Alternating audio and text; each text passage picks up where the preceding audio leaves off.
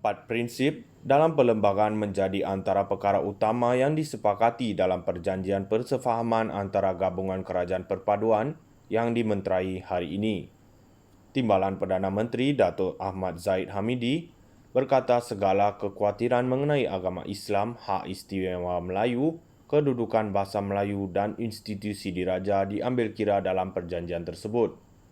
Bagi Barisan Nasional BN, permuafakatan ini terjemahkan dalam bentuk persefahaman setelah satu proses artikulasi terhadap hal yang termaktub dalam perlembagaan menjadi persetujuan bersama, kata pengerusi BN itu selepas majlis menandatangani perjanjian berkenaan.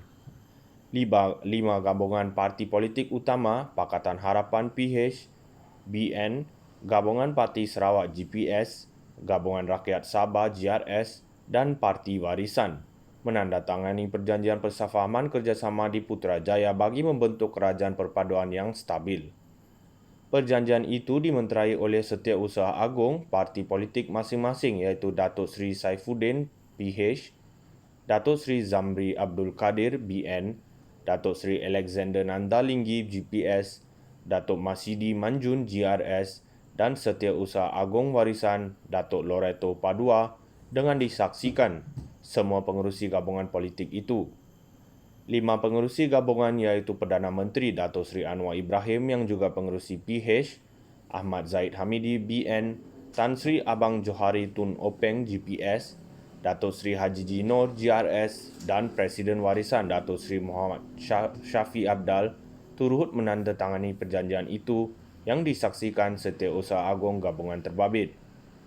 Sementara itu, Abang Johari yang juga Premier Sarawak berkata kestabilan kerajaan menjadi keutamaan dalam perjanjian itu dan yakin Perdana Menteri akan membantu Sarawak dalam menyelesaikan masalah terutama pemulihan ekonomi selepas pandemik COVID-19. Parti-parti Sarawak menerima pendekatan ini, kestabilan Malaysia adalah keutamaan kami. Oleh itu, Anwar sebagai PM beri pandangan secara kolektif bagi pihak kami. Kami percaya dia untuk meneruskan agenda pembangunan. Tahun depan, ekonomi kita tidak akan begitu baik. Kita memerlukan semua usaha ini untuk membantu Malaysia mendapatkan semula kedudukan dalam ekonomi, katanya. Sementara itu, Haji Ji yang juga Ketua Menteri Sabah menyifatkan perjanjian itu sebagai detik keistimewaan negara dan negeri di bawah bayu.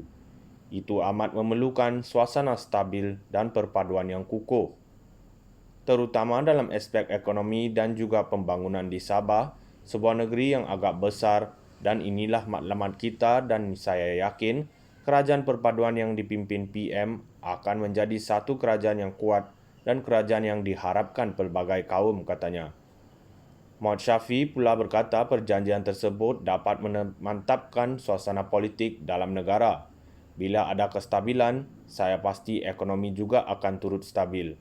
Salah satu perkara dalam kandungan perjanjian ini ialah perkara 9 iaitu semangat MA63 Perjanjian Malaysia tersirat dalam pembentukan kerajaan perpaduan, katanya.